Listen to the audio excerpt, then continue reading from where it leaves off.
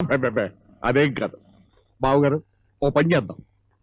ఇటు మాకు అటు మీకు గురువు దైవం లాంటి వారు గిరీష్ గారు.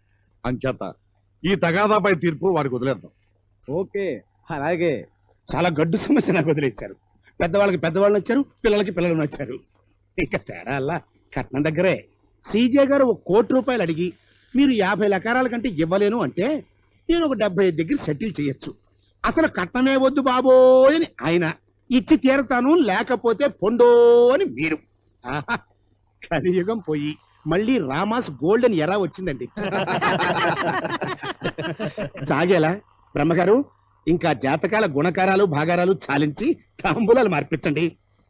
ఇతం చిన్న సందేహం, ఇలా వస్తారా? నాతో చెప్తే ఎలాగండి? అదేదో అందరికీ తెలిసేలాగా అడగండి, చెప్పండి. ఇది పెళ్లి, మరోటి కాదు.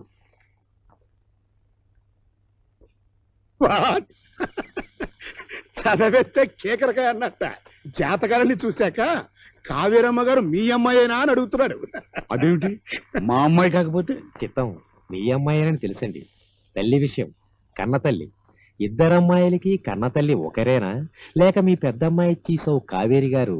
ఓ అదే, మా కావేరి పెద్దావిడ సంతానం. ఆవిడ పోయారు. ఇప్పుడు ఆ సంగతి ఎలా? అదేనండి నా గొడవ. ఎందుకంటే ఇక్కడ కనబడే దోషం ఈ తల్లిగారి బిడ్డలో లేదండి. దోషం ఏమిటయ్యా? సరిగ్గా చెప్పాడు. దోషం అంటే పెద్ద దోషం ఏమీ కాదు గానండి.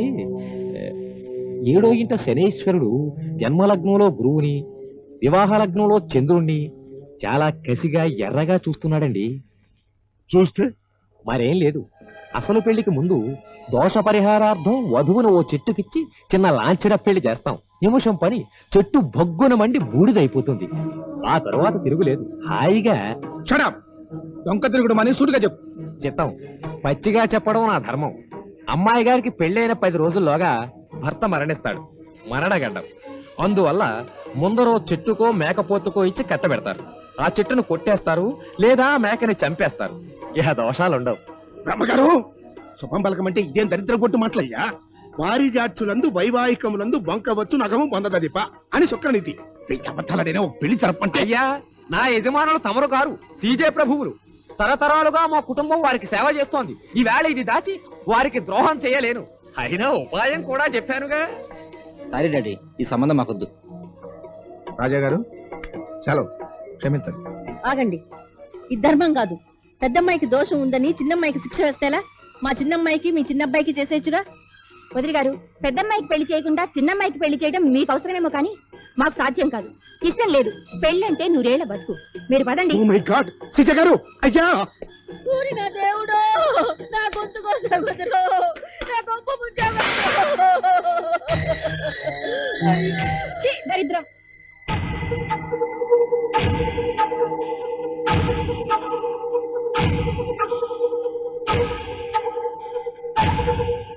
అయ్యా సీజ గారు, నా మాట వినండి. ఎదవా క్యారెక్టర్ బాగానే చూడయ్యా, యాక్టింగే బాగురు. వెళ్ళండి, లైటింగ్ మీట్ ఇవ్వండి. అయ్యా, నా మాట వినండి. సీజ గారు, అయ్యా! నా గొప్ప ముంచావురా దేవుడు, నాకేం దారి చెప్పరు. నా పిల్ల బతుకు బూడిదైపోయింది బాబు. ఆ ఏడుపు కట్టిపెట్టండి.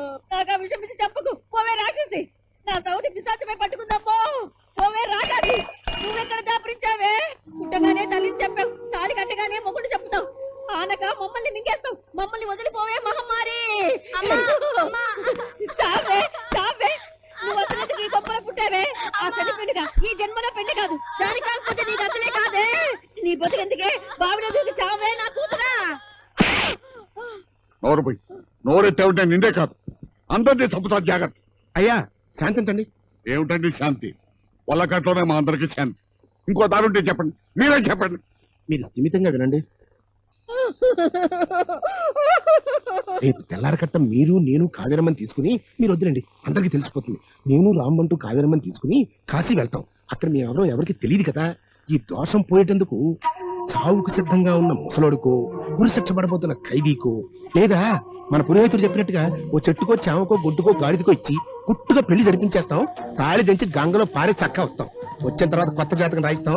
ఇవాళ కాదన్న వాళ్ళే రేపు ఓహో అంటారు.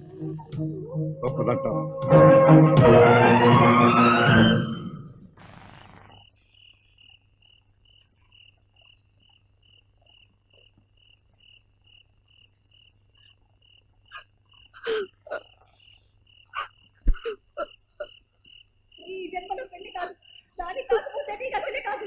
చావే, చావే, బావిడ గుర్తు చావే నా కూతురా. నేను రాంబంటూ కావేరమ్మని తీసుకుని కాశీ వెళ్తాం. అక్కడ చావుకు సిద్ధంగా ఉన్న ముసలుడికు ఉరిశిక్ష పడకపోతున్న ఖైదీకు చెట్టుకో చామకో బొడ్డుకో గాడికో ఇచ్చి పెళ్లి జరిపించేస్తాం. తప్పదంటారు.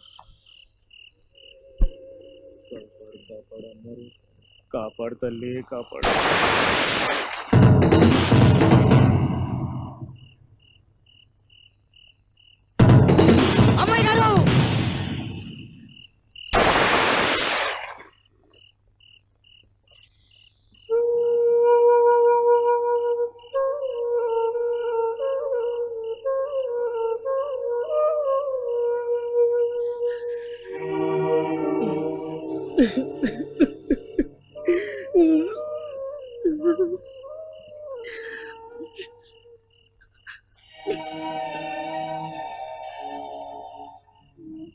అమ్మాయి గారు, అమ్మాయి గారు, అమ్మాయి గారు, అమ్మాయి గారు, అమ్మాయి గారు.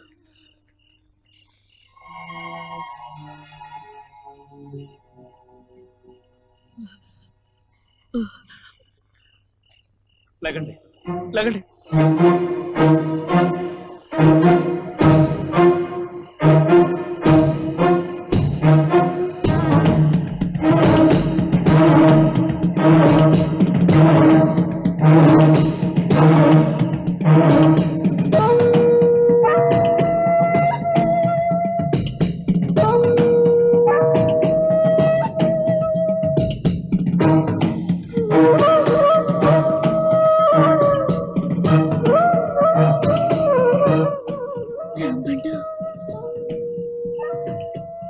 అమ్మోరు తల్లి, అమ్మాయి గారికి పెళ్ళైపోయింది.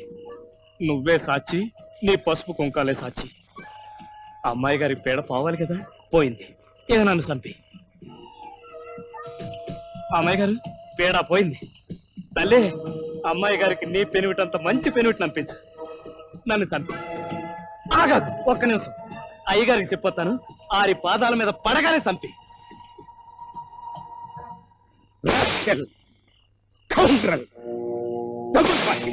ఎరా, అమ్మాయి గారిని కాపాడటం కోసం ఆవిడ మెల్ల తాళి కట్టేశావా? నీ ఎదవ కథలు మేము నమ్మాలా? దొంగలవ్వా! అది ఆ పిల్ల మెళ్ళలో తాళి కాదు, రాజాగారి మెళ్ళలో వంశగౌరవం నాశనం చేశావు. వాళ్ళ ఇంటి పాలపాత్రలో విషం పెట్టావురా. అది కాదు దొరగాలి.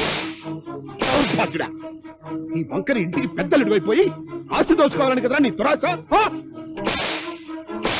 అదేం కాదండి, తాళి కట్టగానే నేను చచ్చిపోతానని, అమ్మాయి గారి మీద పేడ పోతుందని.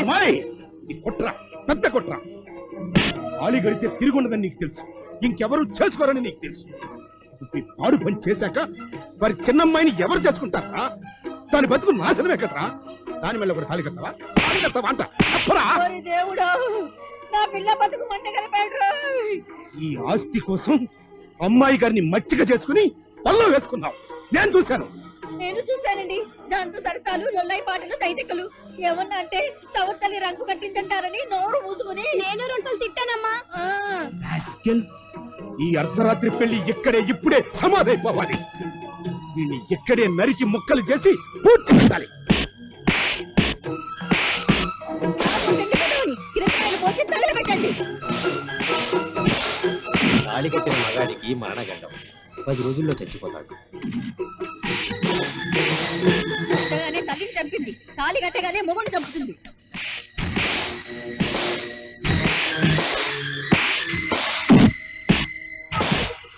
చంపుతున్నారు, నిజంగానే రాబట్టి చంపుతున్నారు. నా జాతకం నిజమే.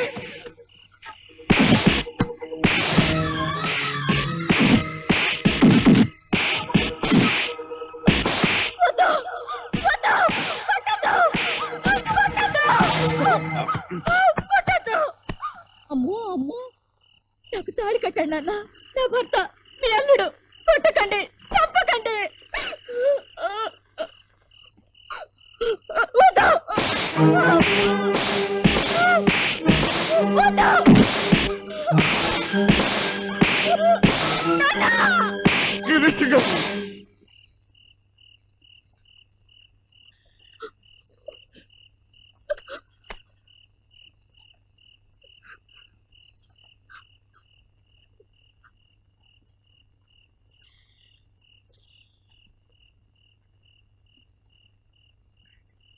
నాన్న నన్ను కాశీకి పంపించి చచ్చిన శవానికో గొడ్డుకో ఇచ్చి పెళ్లి చేయడానికి సిద్ధపడ్డారు మీరు. దానికి భయపడే ఈ పని చేశాడు రాంబంటు. తాను చచ్చినా సరే నేను బతకాలనే తాళి కట్టాడు. చావుకి సిద్ధపడ్డాడు కాబట్టి మీరెన్ని దెబ్బలు కొట్టినా భరించాడు. తిరగబడలేదు. అతను చెయ్యెత్తితే పద.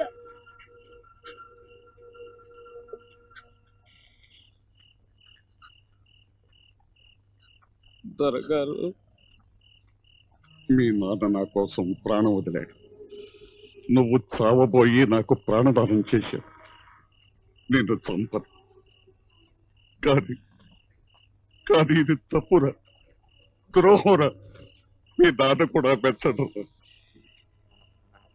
పాలిచ్చే రొమ్మునే పొడిచిన ద్రోహిరా. నీ అడవి కూడా నేను క్షమించనురా. నీ బహుమనాలు చూపించు.